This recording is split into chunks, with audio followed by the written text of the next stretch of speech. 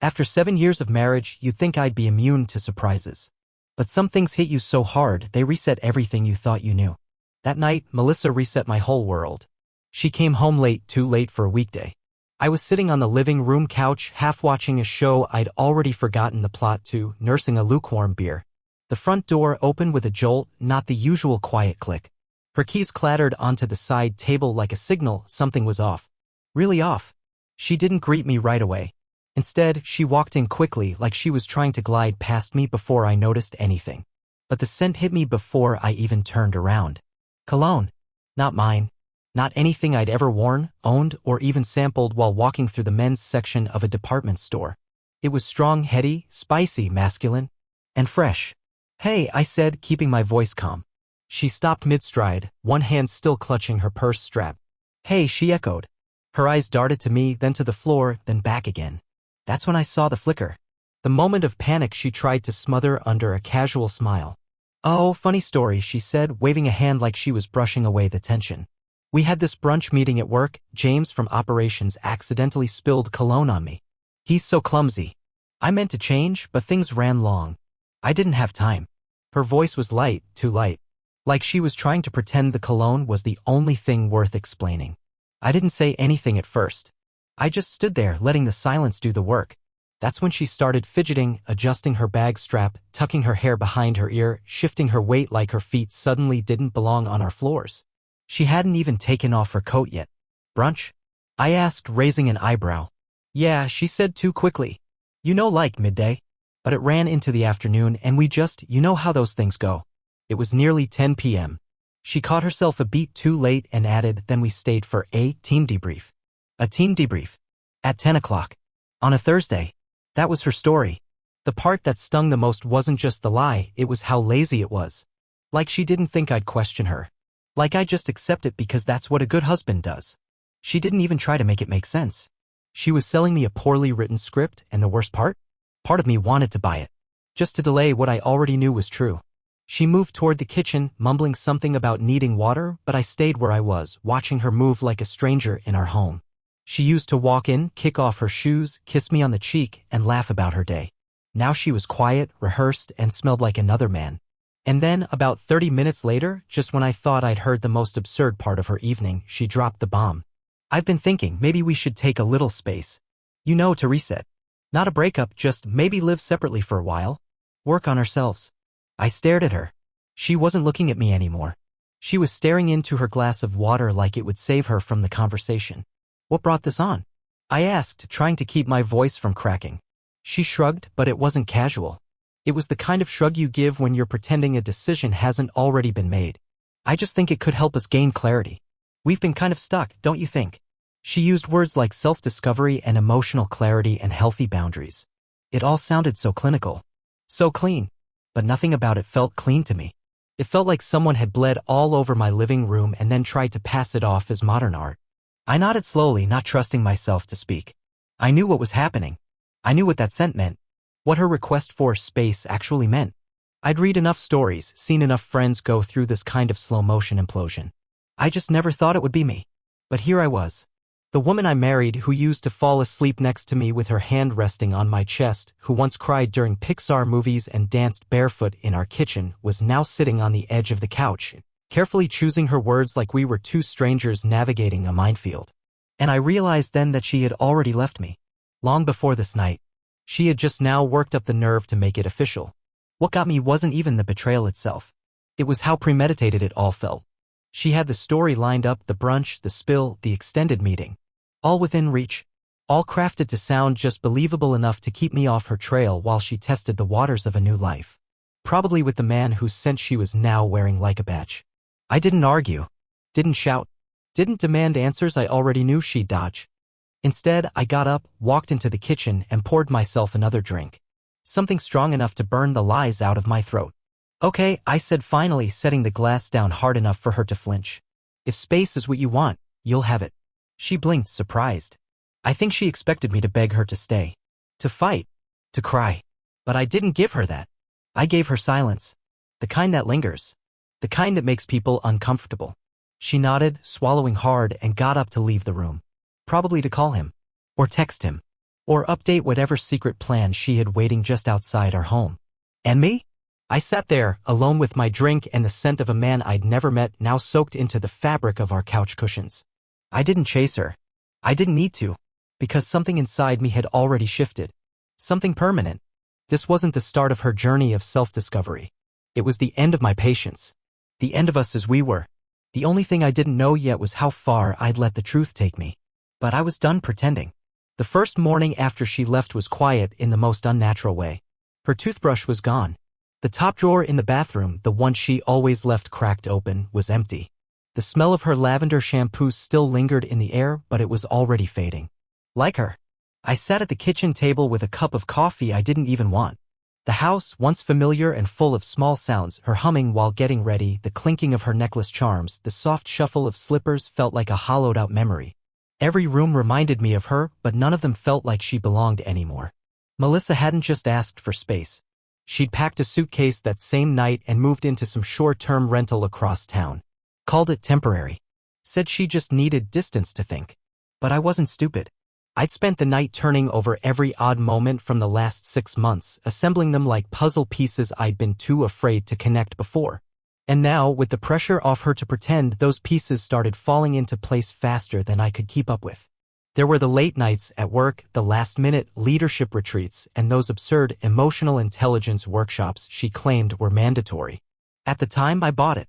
Melissa was always ambitious, always chasing some professional edge, and I respected that. But then her phone started living face down on every surface. She turned off her notifications entirely, said it was for mental clarity.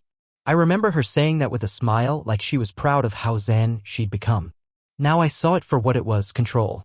She didn't want to risk even a preview message blowing up whatever alternate life she was curating behind my back.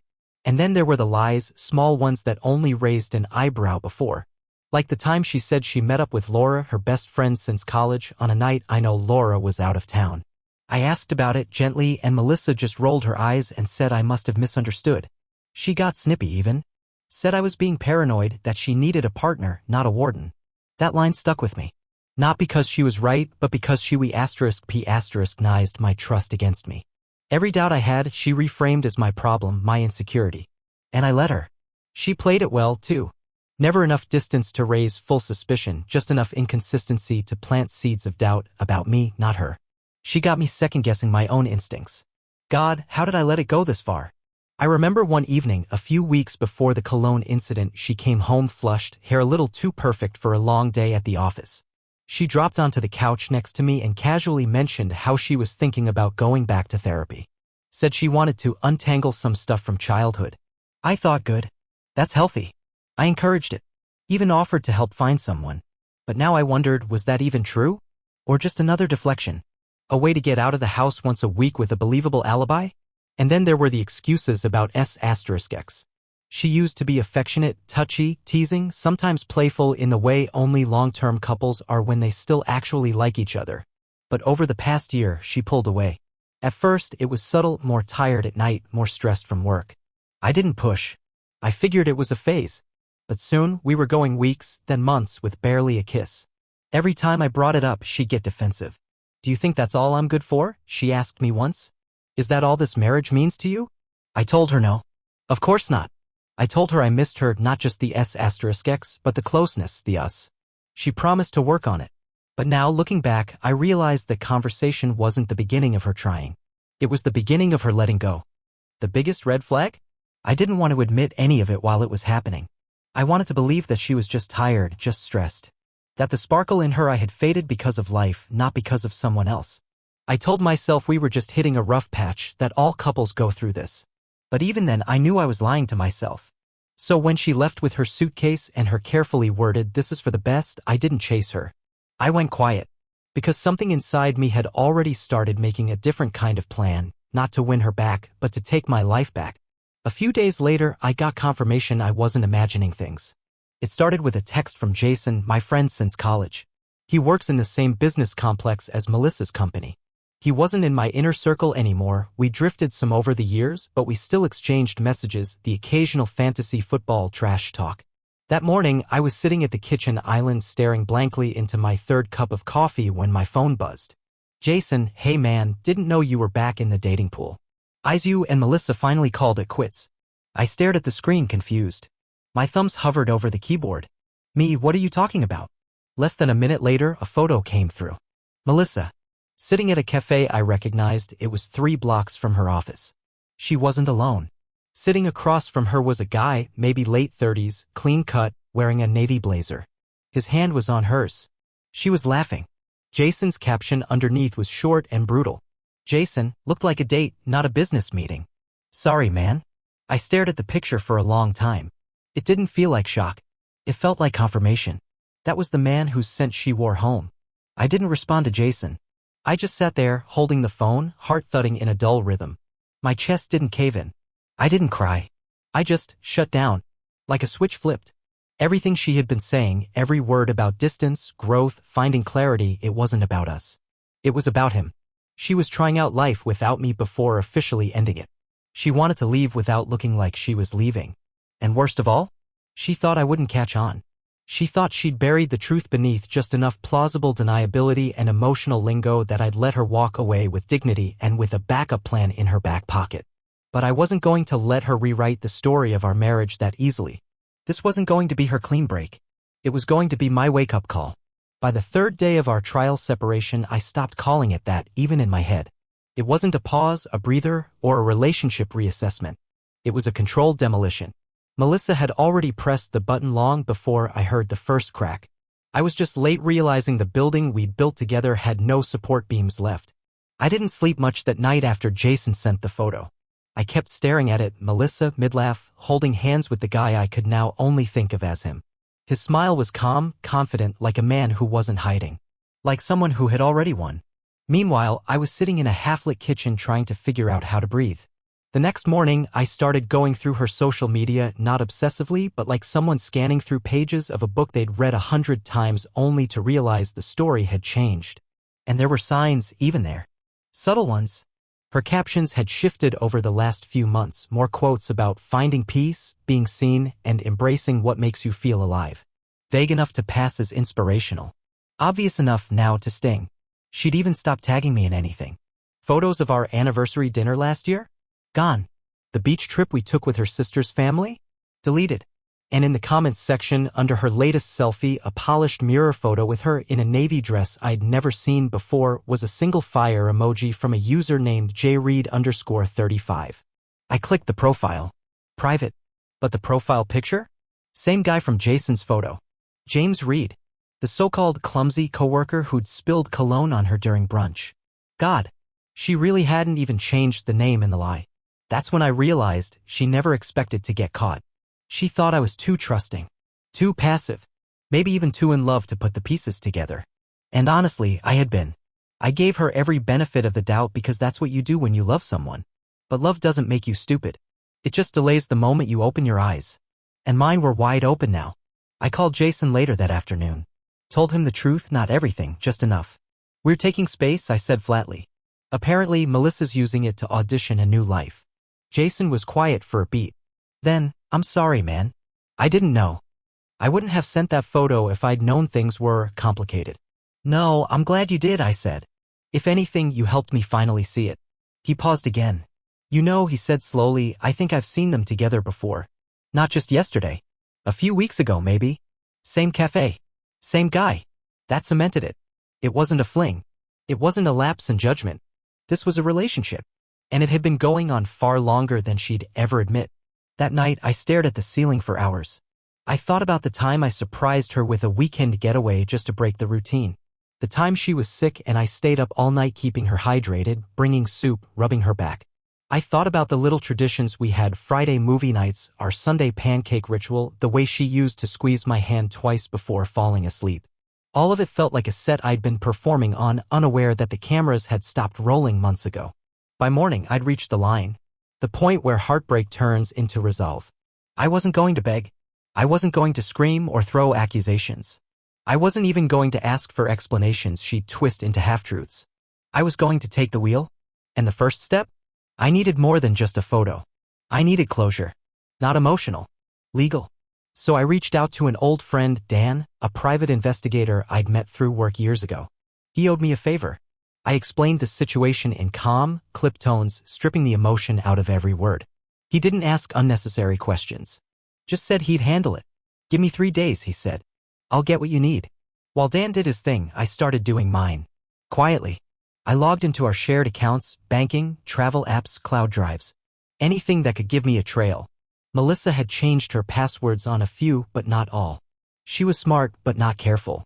In her email, I found forwarded hotel confirmations from a place downtown. Sent to her personal account from her work address. 2 bookings, both for Friday nights. Client hospitality, she had labeled them. Of course. One receipt even showed 2 entrees and a bottle of wine. She never drank wine on her own. She said it gave her headaches. By the time Dan called back 3 days later, I already knew the truth. I just needed the proof. Got it all, he said. Photos. Times. Locations. She's been seeing the guy for at least a month. Same guy from the photo you showed me. He paused. Want me to send it all over? No, I said. Print it. Hard copies. Yeah. I want to feel it in my hands. I met Dan later that evening in a parking lot. It felt dramatic, like something out of a crime show, but all I could think about was how surreal it was to be handed a manila folder full of evidence about the woman I'd shared a life with. He passed it to me wordlessly. Inside were time-stamped photos of Melissa and James, holding hands, kissing by his car, leaving a hotel together, arms wrapped around each other like no one was watching. They looked happy. That was what twisted the knife deeper. They didn't look guilty. They looked free. Like I was the weight she'd finally shrugged off. I sat in my car for a long time, just holding the folder in my lap. I didn't cry. I didn't rage.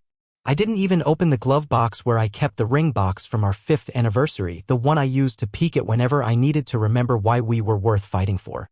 I just sat there, staring at the cover, and thought, the mask is off. And it wasn't just hers. It was mine, too. Because I'd been playing the part of the husband who believed, who hoped, who fought. But that part of me was done. It was time to stop reacting. And start acting. Because Melissa thought she had options. She thought this space gave her the luxury of testing the waters without burning the bridge behind her. But what she didn't know was that the bridge had already collapsed. And I was standing on the other side, lighting the match.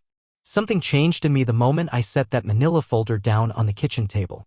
It was subtle at first, but it grew fast. Like I had finally snapped out of a coma I didn't know I was in. Grief had been replaced by clarity. And clarity? That came with a plan. Melissa thought she was holding the cards. That she could rewrite our marriage as a spiritual sabbatical while she sampled someone else's life. She had designed the story so perfectly, one where she never had to be the villain. Just a woman bravely searching for truth and space while conveniently keeping one foot planted in my stability. She had miscalculated one thing. I wasn't going to wait around for her to figure out whether I still had value. No, I was done being the fallback plan. By noon that day, I was already moving. Not with rage. Not with desperation. With precision. First, the bank. We had 3 joint accounts, 1 savings, 2 checking. I left the smallest one alone, the one she used for gas and groceries. But the others? I closed the joint access, opened solo accounts in my name only, and shifted the balances. Not to punish her yet. Just to secure the ground beneath my own feet. Melissa didn't know that legally, as long as we weren't divorced yet, either of us could withdraw from joint funds at any time without notice. And she probably assumed I wouldn't notice or wouldn't act. But I was done assuming. Then came the credit cards. I removed her as an authorized user from mine.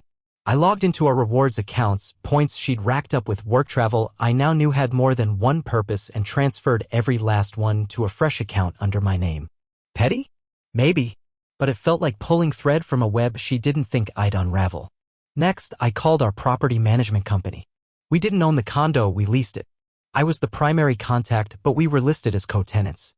That changed with one call. I submitted a request to have her removed from the lease, citing our separation and irreconcilable issues. It would take a couple weeks to process, but the ball was rolling. Then I changed all the passwords. Netflix, Hulu, our smart home system, cloud storage, Amazon, even the Spotify family plan. I reset them all, some out of necessity, others out of symbolism. Each keystroke felt like reclaiming a brick of the home she'd quietly abandoned. And finally, the apartment. That night, I packed up her things. Not all of it. Just enough to make a point. The personal stuff. Her keepsake mugs, her favorite hoodie, the journal she scribbled in while sipping tea on the balcony. The jewelry box she always kept on my dresser. I didn't touch anything that felt cold or replaceable. I wanted her to feel the absence. To walk into her new place and realize that I wasn't waiting on her next move, I had already made mine. I didn't throw anything away. I wasn't cruel. But I did hire a courier. Had it all delivered to her rental unit, professionally packed, neatly labeled. No notes. No sarcasm. Just finality. And that's when I sent the message. Not to her. To our friends. The group chat with 3 couples we always vacationed with. My cousin and his wife. Her maid of honor, Michelle. All of them had heard some half-baked version of the story, no doubt shaped to make Melissa sound noble and introspective. So I sent a message. Short. Precise. Completely neutral in tone. Hi everyone, just wanted to let you know that Melissa and I are currently in a separation period for relationship reassessment. It was her proposal. We're keeping things respectful and I'll share more when it's appropriate. Thanks for understanding. That was it. No drama. No accusations. Just facts. But the wording did the heavy lifting. It was her proposal. 5 words that shifted the narrative. And I knew the people close to us would read between the lines. If this had truly been mutual, wouldn't she have said something first? Wouldn't there have been a joint update? People aren't stupid. Melissa had tried to shield her reputation by soft-launching a breakup under the guise of growth. But now? The people we knew would start wondering. Connecting dots. Asking quiet questions. I didn't need to expose her. She'd do it to herself. The reaction was immediate. A couple of polite, thinking of you messages. One from Michelle that simply read, wait, what? I didn't reply.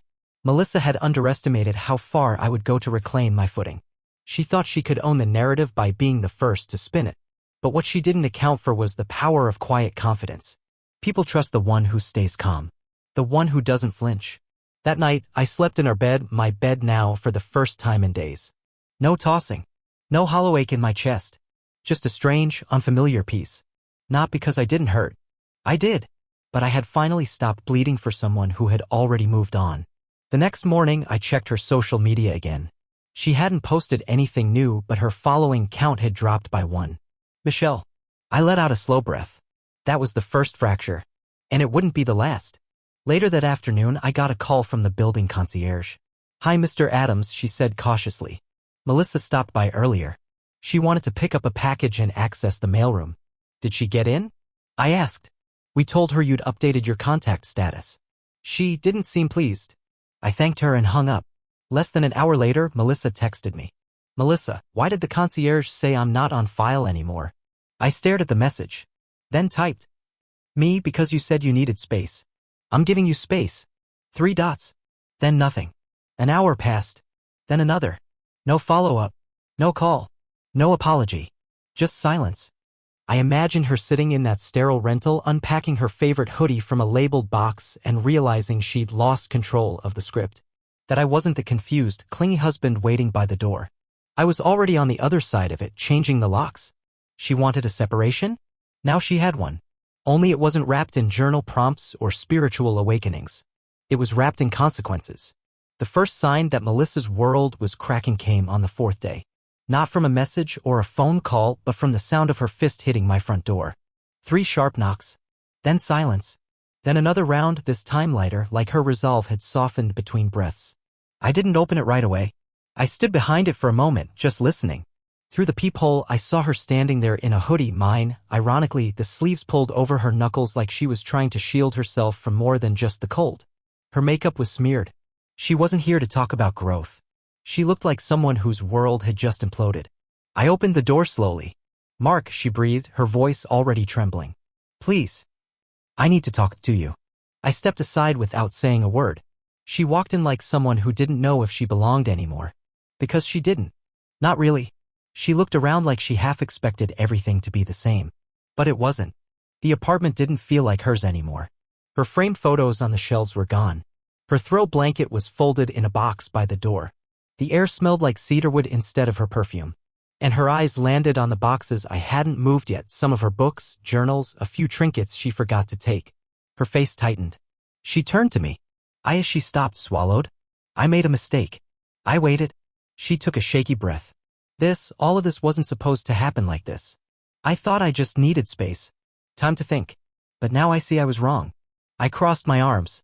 Wrong about what, exactly? She flinched like the words hit harder than she expected. I thought I could figure things out without hurting you, she said quietly. But I see now that I was selfish. I didn't expect you to, she glanced around again, move on so fast. Fast? I repeated. Melissa, you left. You packed a bag and gave me a speech about self-discovery while smelling like another man's skin. She opened her mouth, then closed it again. Her eyes welled up. I didn't know what I was doing, she whispered. No, I said. You knew exactly what you were doing. What you didn't know was how I'd respond. She sat down on the couch slowly, as if afraid it might reject her too. I don't want to lose this, she said. I don't want to lose us. There was a desperation in her voice I hadn't heard in years. Not the kind that begs for forgiveness, but the kind that comes from realizing the safety net is gone. That the backup plan me had been cut loose. I want to come home, she said, looking up at me. I want to fix this. I studied her for a moment. I saw the guilt, the panic, the crumbling persona of the woman who thought she could have it all without consequence. But I didn't feel anger. I felt cold, sober clarity. I'm not stopping you from doing anything, I said. But if you want to come back, it won't be on your terms. She blinked. What does that mean? It means things have changed. You don't just hit pause on a marriage and expect to unpause it like a playlist. Actions have consequences. Trust has a price. She sat perfectly still, waiting. I could tell she hadn't thought this far ahead. She expected an emotional conversation. A tearful reconciliation. What she got was conditions. First, I said, a postnuptial agreement. One that clearly defines our financial and legal boundaries going forward. She blinked rapidly, stunned. Second, I continued therapy. Not a couple of sessions to check a box. I mean real, consistent couples therapy. And individual therapy for you because you have things to unpack that I'm no longer responsible for holding. Her mouth opened slightly, but she didn't interrupt. Third, I said, a public acknowledgement. You tell our friends and family that this separation was your idea. That the narrative you tried to spin was incomplete. Her lips parted. Mark, that's it. No, I cut in. That's the deal. She looked down at her hands. Her breath caught. I could see the panic building in her. She hadn't expected this version of me. The one who wasn't broken. The one who had boundaries. The one who was done being the safe bet. For a while, she just sat there, silent. I'll do it, she said finally. Her voice was barely audible, but it was there. I'll sign whatever you want, she said, I still downcast. I'll go to therapy. I'll tell everyone. I need this. That's when I realized this wasn't about love. It was about survival. Her new life didn't look how she imagined. The thrill had worn off. The man she'd risked everything for probably wasn't ready to carry the weight of her reality. And now she was crawling back, not because she missed me, but because the alternative looked worse. Good, I said. I went to the kitchen, opened a drawer, and pulled out a blank notepad. I started writing. Terms. Expectations. Dates for therapy appointments. A deadline for the agreement to be signed. Melissa sat there in stunned silence as I outlined it all. This feels cold, she said softly. It's not cold, I said, looking her dead in the eye. It's structured. That's what happens when you dismantle trust. You don't get warmth without accountability. She nodded slowly. The tears came then, but I didn't rush to comfort her. That wasn't my job anymore. I'm sorry, she whispered over and over. I said nothing. Because I'd already heard that line. I'd read it in her body language. In her sudden silence. In the way she looked at me now, not with affection, but with recognition. She finally saw me. Not as the man she left behind, but as the man who wouldn't stay behind. We went over the agreement together the next day. She didn't fight it. Not once. Because she knew that any resistance would expose her for what she had done and who she had become. And she wasn't ready to face that outside these walls. She signed it. The notary I'd scheduled raised an eyebrow, probably wondering what led two middle-aged professionals to the sterile, cold form of re-entry. But he stamped the papers anyway. Later, we sat on opposite ends of the couch, neither of us speaking. There was no romantic reunion. No music swelling in the background. Just a quiet, slow reckoning. Melissa had returned, but not as a wife restored. She came back as someone trying to survive the consequences of her own design. And I was no longer the man who waited in pain. I was the man who drew the line. The agreement was signed. Therapists were booked. Melissa kept her word, at least the version of it that fit inside the new framework I'd built. She posted a carefully worded message in our friend group chat. I want to clarify that I asked for the separation. I needed space and I hurt Mark in the process. I take full responsibility. It wasn't dramatic, but it was enough. She also started showing up to therapy on time, notes in hand, like a student desperate to pass a class she never studied for. I wasn't impressed. I was watching. Waiting. Financially, we froze everything. No joint purchases. No shared cards. Everything had to be recorded. It felt like doing business with someone who used to be your safe place. She didn't complain. I think she knew one wrong step and the door would close behind her for good. There was no romance. No casual kisses or soft I love yous. Just this cautious coexistence shaped by the truth we no longer tried to bury. She didn't get to return to our life. She got to earn her way back into it, one condition at a time. A week after her return, she handed me a new set of keys, apartment, car, even the deposit box where our original marriage license was stored. I want to be transparent, she said, starting from zero if that's what it takes. And I believed her, in a way. Not because she was convincing, but because desperation has a clarity that apologies never do. We had dinner that night, silent for most of it. No music. No background laughter.